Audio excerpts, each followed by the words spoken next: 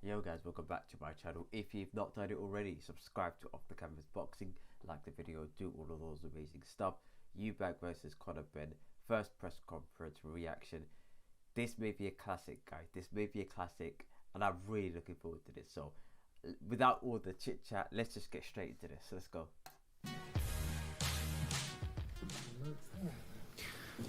Well, good afternoon, everyone, and welcome to this press conference in London to announce what I still can't really believe. I'm sure many of you are sitting here can't quite believe it as well. Eubank Jr. against Benn, October the 8th, O2 Arena, live and exclusive on DAZN pay-per-view. I wish we had 7 O2 arenas. This fight is an absolute monster, the biggest in British boxing, perhaps one of the biggest ever in the sport in this country. I'm delighted to be sitting here alongside our co-promoter, Callie Sowland and Wasserman Boxing. Thanks to Calla, Team Eubank, Team Benn for coming together to make this iconic fight. This fight, so many people at this table, and Calla not quite as much, but he grew up with it as well. We all grew up with this rivalry, the greatest rivalry in British boxing. In 1990, I was 11 years old. I remember one of the greatest nights for our family, my family, when Chris Eubank Sr. stopped Nigel Benn to win the world middleweight title in Birmingham. 3 years later, I remember the night so clearly, a hazy night at Old Trafford, over 45,000 people, 15 million people on terrestrial TV watched the rematch. Now, almost 30 years on, we get to see part 3. An incredible moment. These two step up for what will be, as I said, the biggest fight in British boxing. Before we go to the fighters, I'm going to pass over to Calla Sowland to say a few words. Again, Calla, our thanks to you for just making an event that has just absolutely lit up British boxing. Good afternoon. Welcome to the presser of all pressers. Yes, we've done quite a few big events together, Eddie. I've never had such a negotiation like the last 4 weeks. Many thanks to the CEO of Matchroom, Frank Smith, who has helped very much to make this possible as well. It's been a long, long road. Not as long as some people think. The starting gun was fired a bit early on the deal being closed when we hadn't actually exchanged any contracts yet. But we are dealing with a monster, not a heavyweight world championship, not a unification, not a special grudge match. We're dealing with a family feud. We're dealing with a feud that started on the 18th of November 1990. Eddie touched on it. You know, I feel a bit out here because everyone up here really has been involved in the first fights. I was involved. I fell back in love with boxing thanks to that era. I think that this fight reaches a demographic, a walk of life, people in walks of life that have nothing to do with boxing anymore. The plus 40s, the interest around what happened back then, 18 million, 19 million on terrestrial television, 500 million viewers around the world. I read that this morning on Google. I assume that's true, Eddie. Sounds a bit like... That sounds a bit like Barry there. But anyways, 500 million viewers around the world for the second fight. You don't need to sell it. But look at the character or the gladiators we have up here. They fought their way out of their father's shadows in their own right. They sit up here now and put it all on the line. Family legacy. I don't think that there's any title, any mantle you can place on it bigger than that. We've called it Born Rivals. I'm sure you'll all create your own headlines for it, legacy, whatever you want to call it. At the end of the day, there's more at stake on this fight than there is in any other fight I've ever been involved with in 20-something years in boxing.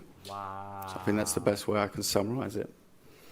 Thanks, Calla. You're correct. You talk about the demographics of those plus 40s, people who are growing up watching the original rivalry, plus 40s, plus 60s, plus 80s, everybody that watched that rivalry, and now the younger generation that have grown up watching these two great fighters. I'll go to Team Benn firstly. Conor, we'll start with you.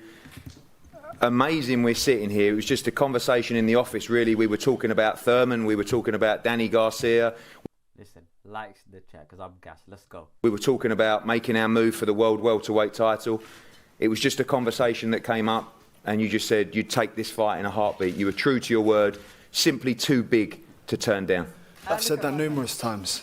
You know, this is a fight that makes sense for now. You know, the world title's still the goal, but you can't. This is once in a lifetime. This is a fantasy fight for the British public. I mean, forget about how far apart we were when I first turned pro. The names were still mentioned to me. Eubank was still mentioned to me before I even had my debut fight.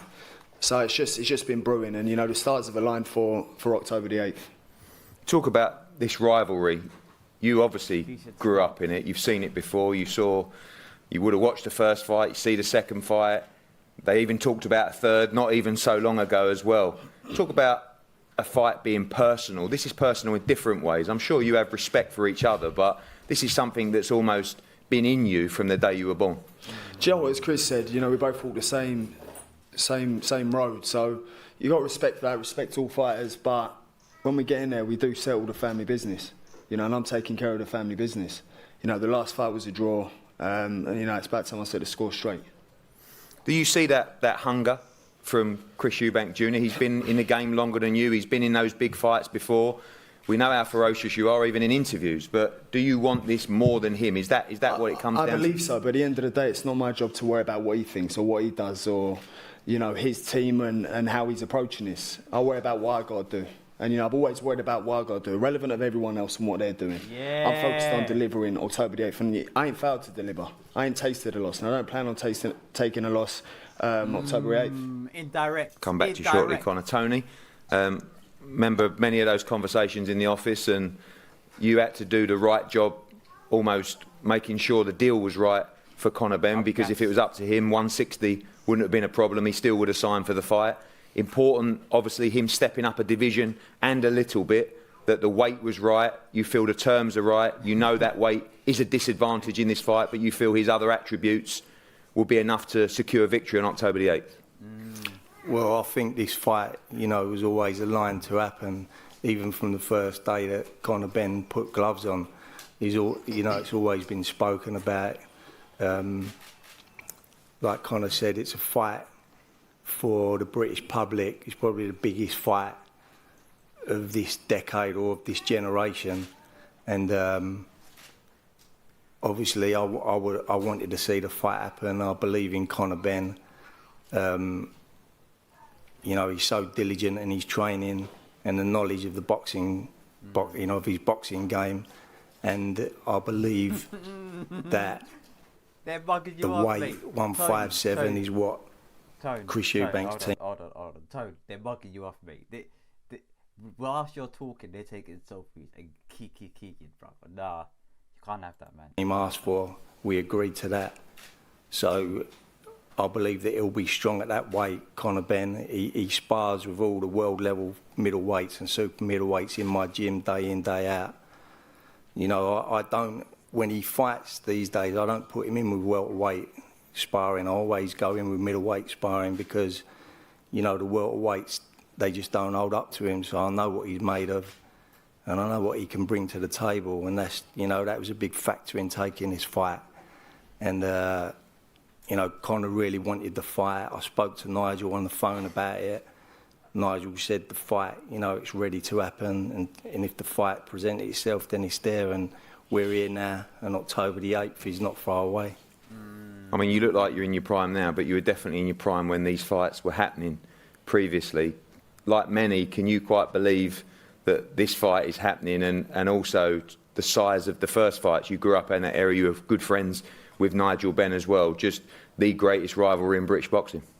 Yeah, like me and Nigel go back a long way. I was actually sparring with him around that time, and I was at the second fight, you know, at Old Trafford, and you know what great fights they was, and it's lived on through all like the last 30 years. People still speak about them fights, and for this fight to happen now, Conor Benn and Chris Eubank Jr., you know, like we say, it's like a fantasy fight. A lot of the people, the public probably never thought this day would come, but yeah. I always thought this day would come. I always thought that this fight would happen, and the time is right now for it to happen. And what a fight it's going to be. You know, Chris Eubank Jr. is a great fighter, a fantastic athlete, and Conor Benn is the same, and they're both, you know, they're both their father's sons, and both, you know, they both speak like their fathers, and they both fight like their fathers.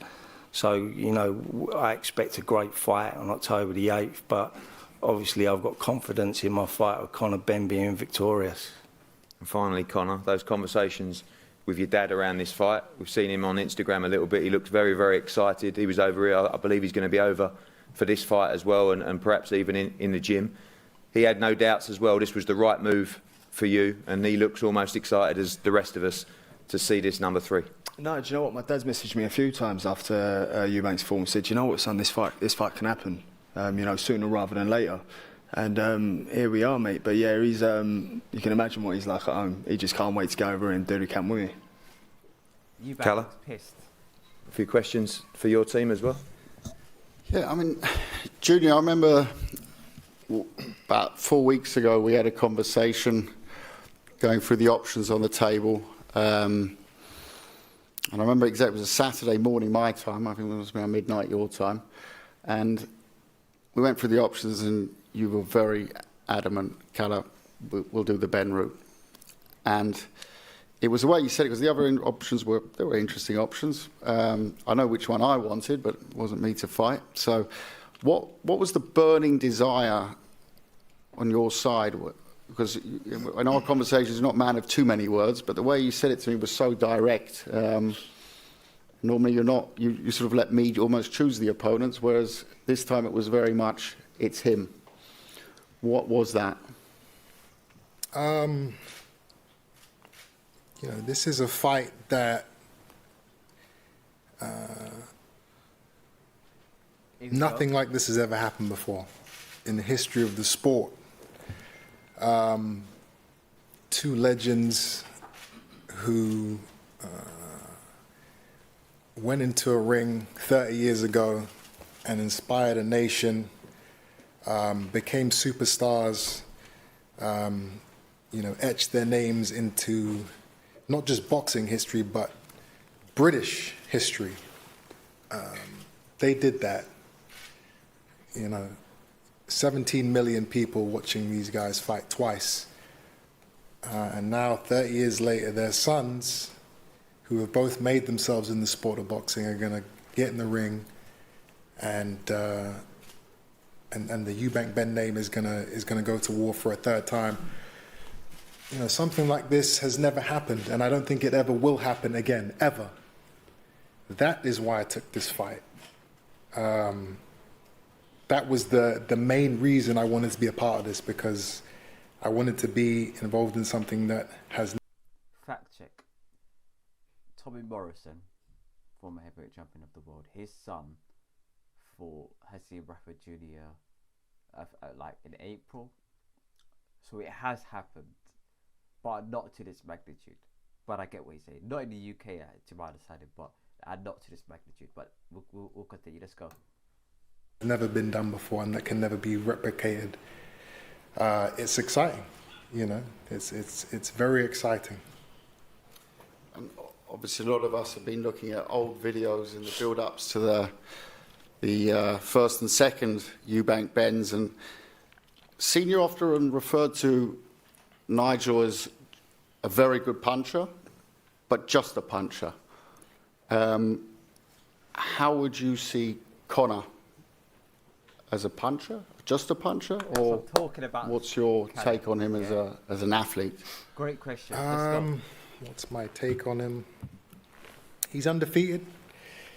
You know, the hype train around him is full steam ahead. He has momentum. He has, you know, knockout wins, highlight reel knockout wins. You know, he's doing a lot for himself in the sport, and he's been able to get himself into a position where this fight is accepted by the public and makes sense. He is big enough now, physically and profile-wise. He's undefeated in 21 fights. He has that fire. He has that spirit. So we're here. We've made it. We've done it. We've signed the contracts, and we're about to make history. That is. It's a bit too amicable. This is a bit too amicable, guys. It's exciting. I didn't think, I always kind of thought that this fight may happen, but never this soon. I thought maybe, towards the end of my career, you will get it on.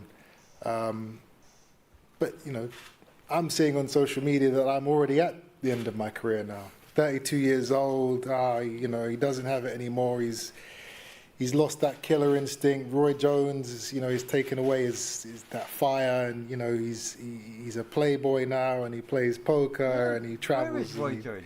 He doesn't really want it. Whereas Ben is the young lion. He's hungry. He's the destroyer. He's knocking guys out. Eubank, he just goes the distance. He doesn't have the power. That's the narrative that people are pushing. And it's incredible. It's incredible to see that. It's incredible to see people say that, and it's not just fans. It's actually people in the industry who should know better and who should have more respect for what I've done. But it's okay. I'm used to people being disrespectful and doubting me and saying I can't do it, and being in these 50-50 fights all the time. I had someone today say, "Oh, it's a 50-50 fight. Eubank Ben." It isn't 50-50 to me. It is to me. But I like that people think that, because if everyone thought I was going to go out there and just win, then it wouldn't really be a fight. It wouldn't be a fight worth having. He believes he can go out there and stop me. He says he can be the first man to do that. You've got balls, kid. You've got some big old balls. Here we go. You'll find out, mate. Don't you worry about that. You'll find out. Okay. Well, maybe I will. You playing the underdog card? Oh yeah, they're challenging me. I don't think I'm the underdog. No, that's the card. That's the card you're trying to play. No, I'm not. You're trying to play that. You can't beat me being dropping weights at disadvantage, mate. You suggested the weight to us, and we agreed. We just simply applied. You make the weight. That was all. Did you send the contract to me, or did we send it to you? Oh, well, sorry, it's your team that are informing my team. So that's not a me problem. Okay. We was told you can make this weight. I can make the weight. Okay, well then that ain't a disadvantage. Surely going up 2 weights is a disadvantage. We both have advantages and disadvantages leading up to this fight. Okay, fair, but you're just playing the underdog card. Conor, you can't beat me. Okay, but I'm going to say the same about you. And you're not seeing this as a 50-50 is a problem with your ego. No, it's not. No, of course it is. So, you taking me lightly is going to be your problem.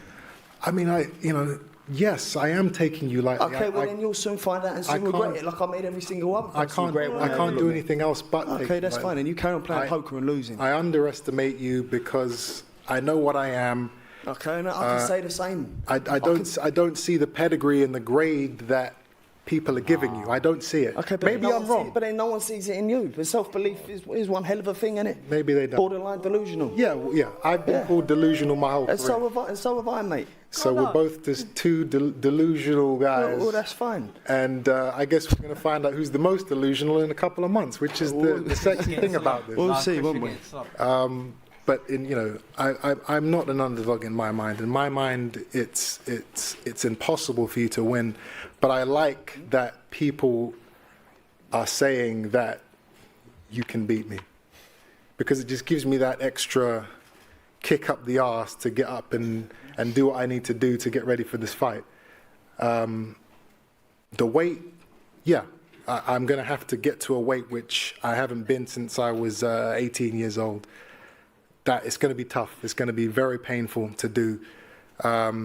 And then, not being able to put on a certain amount of weight after the fight, the restrictions, they're fair.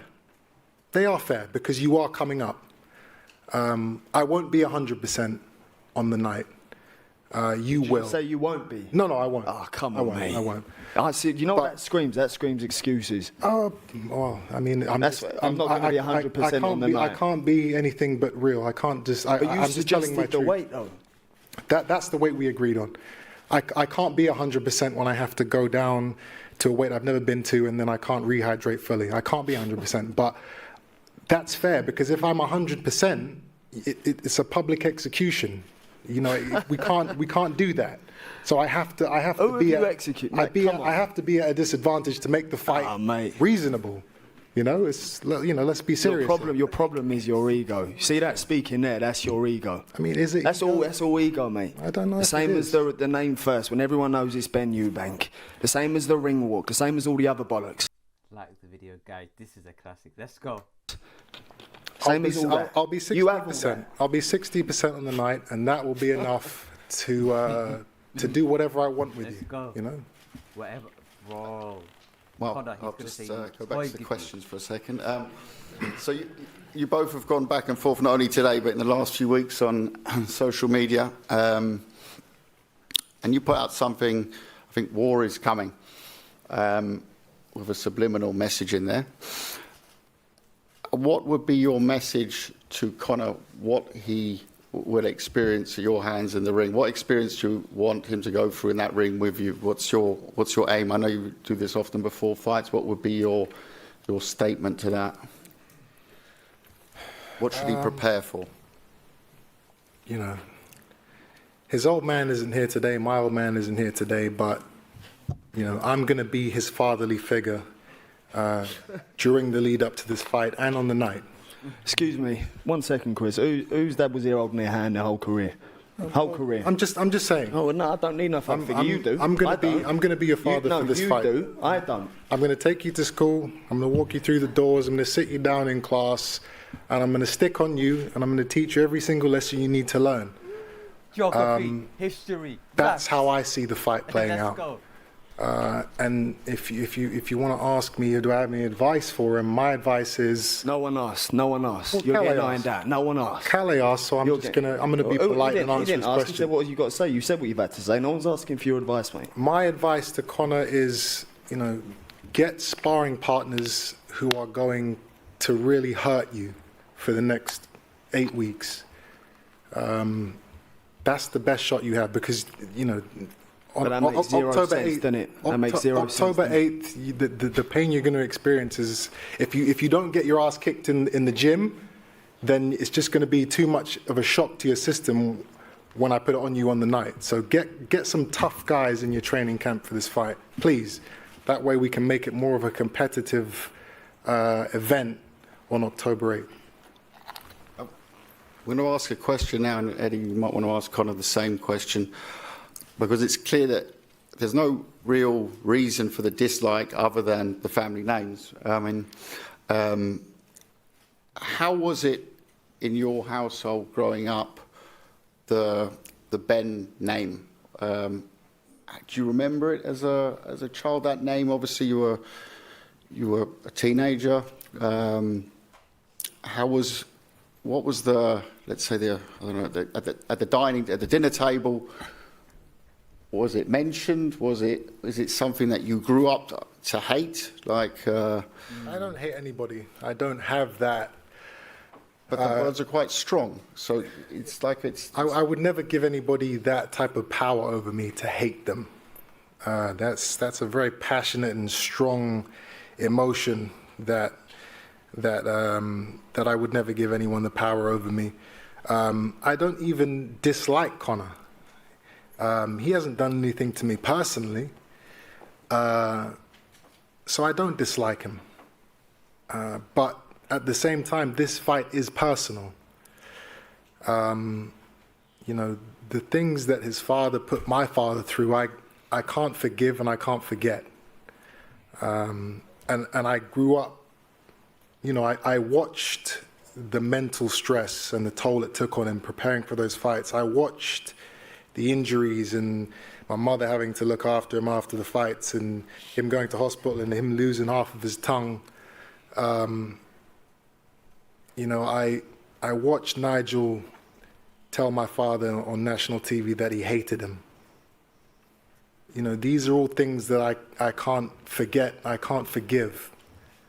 And this is a fight where both our family names are on the line. And we have to uphold those names to the best of our ability. We're both going to do that. That's where it makes it personal, you know. I can't, you know, Nigel is is his shot at, his losses being avenged is Conor beating me. That's the only way he can ever avenge those losses. That's the only way he can kind of redeem himself. All right, well, my son beat his son. That will help him sleep better at night. I can't let him get those extra hours of sleep. I can't do that to my old man. I have to uphold the family name. I have to do what's right. I have to make sure that the Eubank name stays on top of the Benn name. I'm not letting the Benn name even the score. Conor, on your side, is it just a little bit deeper from the Benn side? He just made it very deep. No, it's not that deep, really, to be honest. Dad had a draw in the last fight. We know he should have won. But, that's that. I'm going to get in there and handle business. And, I'll settle the score. He's definitely taking you lightly in this fight, believes he can beat you at 60%. Is that mind games? Is that... I could not really care less, to be honest with you. If he thinks he can beat me at 60%, that's his problem. It has nothing to do with me. I'm going to prepare for him like I prepare for everyone else. And I'm going to go in there, and if I see a slight opening, I'll take him out. I'm going to go for it. He needs quality sparring. That's what he needs. He needs to focus. He needs to stop worrying about everything else. While I'm up at 2, 3 in the morning training, while he's probably still out playing poker. So as far as I'm concerned, I'm hungry, and I'm ready for this. Is he though? Am I ready? Well, currently no. I'm overweight right now, and Okay, well I'm ready now.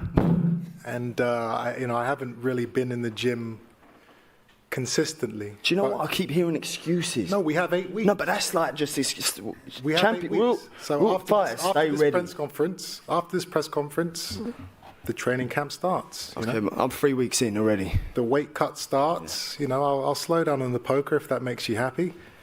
And, well, no, because when I give you a good beating, I don't want to hear no excuses. But I was 60%. But I lost on poker. But I'm at a disadvantage and all that. There's no excuses, Conor. I'm telling you. Okay, you can't beat me. Good then. No excuses, please. You cannot beat me. Okay. So, I'll get down to the rate. I will do that. Well, so you should. I'm not going to get fined hundreds of thousands of pounds for being a pound overweight. Why are you playing that card? You suggested the weight, mate. It's not a card. I'm just simply saying what are the penalties if I miss the weight. That's all I'm saying. And to be fair, you do need that money for poker, though, don't you? Well, let's not get excited. But I will make the weight, and I'm not going to kill myself in this training camp. I always. Preparing for fights, I kill myself in these camps. I train like an animal. I spar killers. I'm not doing any of that for this fight because, one, I don't need to, and two, the weight is the main thing for me. Weight cut. I want longevity in the sport, and what a lot of people don't know is that what takes it out of you. What really puts, the miles on the clock is hard training camps. Sparring 3-4 times a week for 8 weeks. That takes a toll on you when you do that for years and years and years. I don't need to do that. I don't need to toll myself for this fight. I just need to make sure I make the weight, make sure I'm fit, make sure I, get up to my 60%, and take care of business, Chris, can I just ask, I really get the feeling that you think you're going to walk straight through Conor Benn. Absolutely. That's the game plan. I don't need a game plan. I just need to show up. What we saw in the Williams fight, you boxed offensively, defensively. You didn't really turn the screw in that fight. He broke his hand in the second round, though, Ed. Yeah? No, I didn't break. Come on, Calais. Don't indulge. Why are you making things up, in that story? Yeah, come on. I know you're a promoter, but you don't have to take it that far. Man. I would say it was a strategical performance, and we got the job done. We got the job done. Was it my best performance? I don't know. I dominated the fight. People talk about, he's lost his killer instinct. Roy Jones has changed his fight style. He doesn't have that you know, he can't throw all those punches anymore. I mean, listen, if that's what Conor wants to think to help him prepare for this fight, then that's okay. Why are you worrying about what I think? Oh, I'm not worrying. I'm Well, not then worried. you are worried at clearly. all. You can come out however you want. It ain't going to make no difference to me and my approach. I'm still going to come out and do exactly the same thing. I do every single time. Okay. So come out how you want. Yeah. Well, you know. Can I ask you both a question? Conor, maybe starting with you. On the training camp, you've obviously had lots of hard training camps in the past, but do you think that the mindset around this fight is going to change the camp? Is it going to bring a different dimension to it? No, because I train hard regardless. You know, each fight I treat as my world title fight. There's nothing more I can possibly do. And, you know, it's exactly the same for this fight. If I can raise the bar in training, then I will. If I can push myself more, then I will. But I don't know if I can. I do everything I can anyway. I'm a motivated, young, hungry fighter. So there's nothing more I can do. Irrelevant of who it is, that could be anyone sitting there. I'm still going to train hard. Is there more pressure on my shoulders from the public about this fight? Of course there is, and so he's going to be feeling it as well. But, you know, I'm treating the same way I treat everyone else. I prepare the same way I prepare for everyone else, and that's full steam ahead. And when you On the other hand, I won't be preparing like I usually prepare. Like I said, I want to keep. What happens if I beat the gas you, in the tank? What do you do then? What's Conor, if No, just answer the question. Don't go, Conor, if you beat me, blah, blah, blah. I'm going to answer your question if you calm down for a second. You know, you have nothing to lose in this fight. If you pull off a miracle and beat me, you're a superstar. You know, you're a made man. You're out of your father's shadow. It's beautiful. I'm out my father's shadow already, mate. No, you're not yet. Not yet. Okay, that's your opinion. Yeah, you're not. That's your proven opinion. Yet. You're not proven yet. That's your opinion. This is your chance to do that. No, I disagree. And if you lose, it's too early. It was too early. It was too soon. You keep thinking about excuses, though. No, You don't hear me come out with one excuse. excuse. Oh, you know, he's a heavier weight and I'm taking a gun. I couldn't give a rat's ass. I think I can beat you. I'll beat you. Okay. Forget the weight. Forget everything else, me jumping up 2 weights. If I think I can beat you, I'll beat you. That's why I've taken this fight. Don't hear me going, you know, I'm only going to be 40% because you're two weights heavier. Oh, you know, I'm not going to prepare for this. That's what you keep coming out of. I don't need you to make up excuses for me if you think I'm going to lose. No excuses. Well then. You know, for me, this is actually... So for him, it's a win-win. For me, it's a lose-lose. If I lose to Conor Benn on the 8th of October, I'm finished. Finished.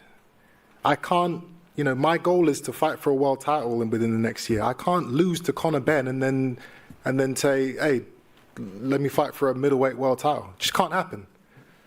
And if I win, I'm most likely not going to get the credit for it because, oh, you know, he was too big or Conor, you know, whatever.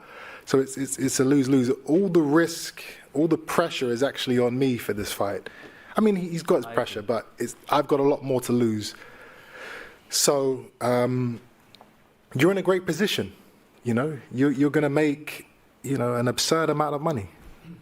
I get paid already, don't mate? It's a great business move on your part, but you know, make no mistake. You know, the money you make is all good, but on October 8th, I'm going to liquidate you. I am going to do that, and everyone's going to see it. But it's okay. You're taking a shot at greatness, and I do respect that. I love Chris, man. Liquidate you. Come on, let's go. I do respect that. You know, I did the same thing against Groves. The guy was 20 pounds heavier than me on the night. The guy was completely different weight class to me. Me and you are going to be within this. You know, we're going to be within 3 to 5 pounds of each other on the night. So it's actually not, you know, that much of a. You know, people have gone through worse. You know, you've got to take your beating to get to where you want to get to, and this is the time that I think that you're going to have to take a beating to get to where you want to get to. I can't wait to see what happens. Ronnie, one for you, mate. I mean, you've been as involved with this over the years as anybody, across 2 generations. Of course, the history, you were there, you saw it all. I guess back then in 1990 in Birmingham or at Old Trafford, we never thought that the two sons would be getting in there, putting on the biggest fight in British boxing, but just another mouth-watering clash. Yeah, it's unbelievable. I mean, I feel privileged, obviously, to been with his father for all those years, as in 20-odd world title fights. Then I've got the same again with his son. I was there when he was born. I've always been with him. I think it's going to be a great fight. The first Eubank Benn fight was brutal. I was in the corner, and you could hear him saying, you're punching like a girl. And you could hear and I said the very after the fight, don't let him fight again. No man should have to go through that again. And I quite honestly think this is going to be as brutal as again. This next fight will be brutal because they both got their passion, which I saw in his father and I saw in Eubank. I knew them both well. I've got the greatest respect for Conor Benn and his trainer. I go back a long time with you, Tony. I know he's been in the game 26 years. I've been in 46. No disrespect. And it'll be a great fight. Eubanks is too battle-hardened and too big for Conor. But Conor's time will come again, but he will get beat. Thank you, Ronnie. Keller, I think we're all I think we're good to a break. I just had one last one for Conor. You mentioned the pressures. Chris sort of answered it before. I just wanted when you say the pressures, is it the family pressure? Is it the setting the score from the victory of Senior over your dad, or is it pressure for yourself, or what's the? I'd probably say pressure for myself. I mean, from the exterior, everyone else here, it don't really matter. My dad's proud of me regardless of what I've done in the sport and continue to do in the sport. But pressure on myself to win. I put a lot of pressure on myself to win. That's what gets me going, and that's why I train the way I train, is I love winning. Thank you, Keller. Thank you, Ronnie. Thank you, Chris, Conor, Tony. Guys, thank you for attending. This is the start of a huge run of events over 3 months. Of course, Josh Usyk next week, Canelo Alvarez against Triple G, September 17th, and maybe the biggest of all of them, Eubank Jr. against Conor Benn.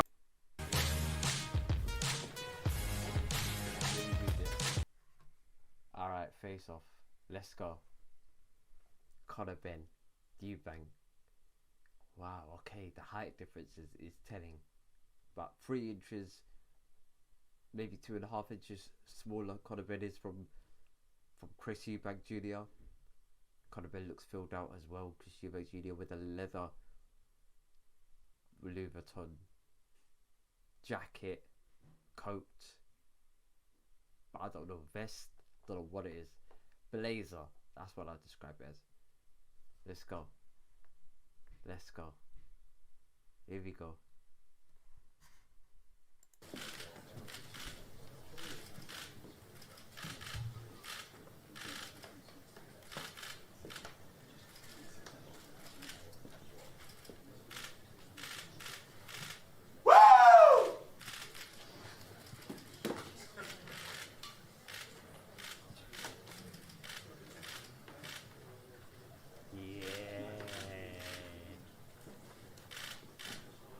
Yeah, let's go. Let's go.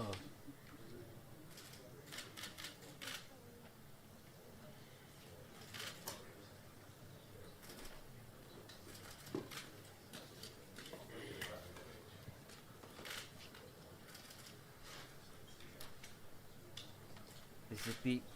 This is deep. I can tell it is. It's deep. 30 years of rivalry. Board rivals. Let's go.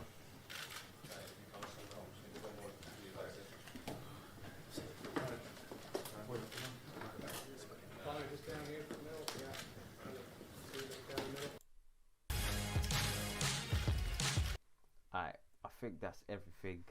I think that's literally everything. Perfect.